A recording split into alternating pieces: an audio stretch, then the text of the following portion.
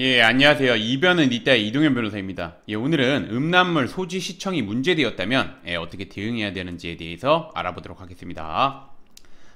제가 이제 오늘의 주제를 선택하게 된 이유는 이 음란물 소지 시청 관련해 가지고는 꾸준하게 저한테 문의를 하시는 분들이 굉장히 많습니다.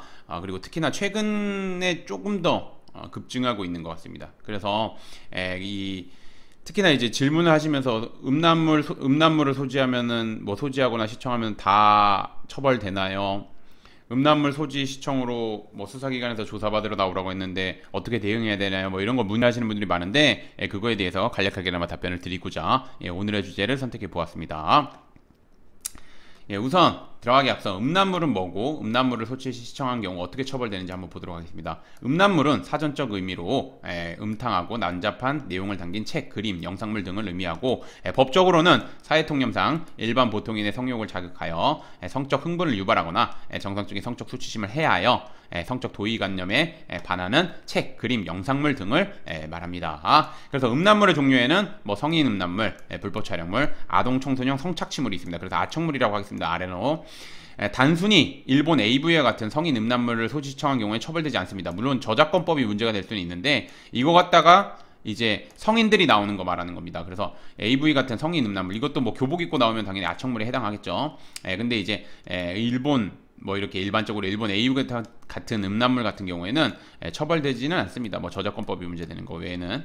근데 이제 불법 촬영물, 이제 몰래 촬영한 거죠. 그 다음에 아동 청소년 성착취물 이런 거는 소지청의 경우에는 처벌하고 있습니다. 그래서 보시면 성폭력 범죄의 처벌 등에 관한 특례법은 불법 촬영물 또는 그 복제물을 소지, 구입 또는 저장 또는 시청한 경우 3년 이하의 징역 또는 3천만 원 이하의 벌금에, 그 다음에 이거는 잘 보셔야 됩니다. 아동 청소년의 성보에 관한 법률은 아동 청소년을 성착취물을 구입하거나 아동 청소년 성착취물임을 알면서 이를 소지 시청한 경우에 1년 이상의 징역에 처하도록 규정하고 있습니다. 처벌 수익 굉장히 엄중하게 규정되어 있다는 거 정확하게 아셨으면 좋겠습니다. 그래서 제가 다시 한번 정리해서 좀 말씀드리면 음란물을 봤다고 모두가 처벌되는 게 아닙니다. 음란물을 소지하고 있다고 시청했다고 모두 처벌되는 게 아니라 성인 이런 뭐 일본 AV나 뭐 이런 거 같은 성인 음란물 같은 경우는 처벌되지는 않습니다. 그러나 불법 촬영물, 몰래 촬영한 거죠. 그 다음에 아동 성착취물, 아동이 나오거나 아니면 뭐 미성년자, 청소년들이 나오는 경우, 요런 경우를 요런 이제 영상들을 소지 시청한 경우에는 처벌받게 되는 겁니다. 어떻게? 요렇게 처벌되는 겁니다. 그래서 계속해서 보겠습니다.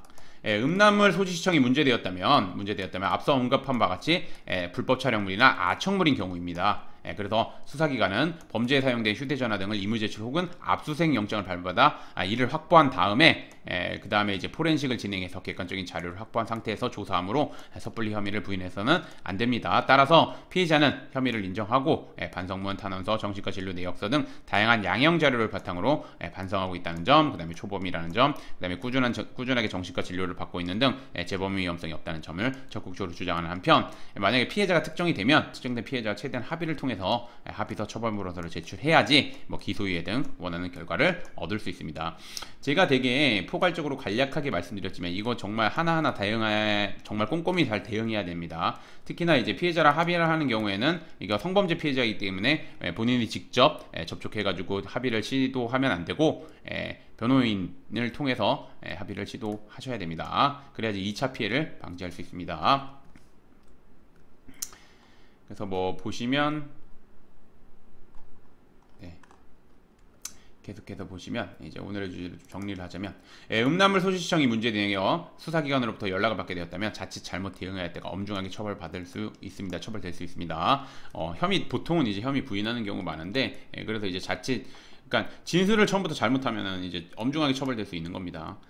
특히 불법 촬영물, 또 아청물의 소지 시청은 성범죄에 해당할 뿐만 아니라 처벌수위도 높게 규정되어 있습니다. 아까 앞서서 봤습니다. 그래서 초기 대응이 무엇보다 중요하고 초기 대응을 잘하려면 당연히 변호사님 도움 받으셔야 됩니다. 그리고 제가 누누이 말씀드리지만 성범죄, 마약 이런 거 같은 경우는 성범죄나 마약 사건 같은 경우는 혐의를 인정하더라도 어떻게 대응하느냐에 따라서 처벌 수위가 정말 달라집니다. 그렇기 때문에 기소유예, 그러니까 정말 잘 대응하면 기소유예를 마무리할 수 있는데 말 그대로 재판에 넘어져 가서 집행유예가 나오거나 그러면 이제 성범죄 전과도 생기고 그러면 이제 좀 제약되는 것도 많겠죠. 뭐 이런 보안 처분도 붙게 되고, 기소유예 받으면은 이제 말 그대로 전과도 아니고 보안 처분도 안 붙는데, 재판에 넘어가가지고 집행유예를 받으면 그런 식으로 이제 대응하는 거에 따라 천차만별인 결과가 나올 수 있기 때문에 초기부터 제대로 대응해야 되고, 혐의를 인정하는 경우에도 잘 대응해야 됩니다. 그러기 위해서는 변호사님 도움을 받을 필요가 있고, 변호사님 도움 받을 때 제가 누누이 말씀드립니다. 성범죄 관련해 가지고 많은 사건을 진행해 본 변호사님, 그리고 뭐 특히나 이제 그 좋은 결과, 뭐 선고유예, 기소유예, 그 다음에 이제 뭐 무죄를 받은 분들 있으면 무죄, 뭐 이런 것들, 그런 것들을 많이 받으신, 그리고 경험이 풍부한 그런 변호사님의 도움을 받아가지고 그 변호사님의 도움을 받아서 진행할 필요가 있습니다. 뭐 오늘의 주제는 여기까지 마치겠고, 저는 이변은 이따 이동현 변호사였습니다. 감사합니다.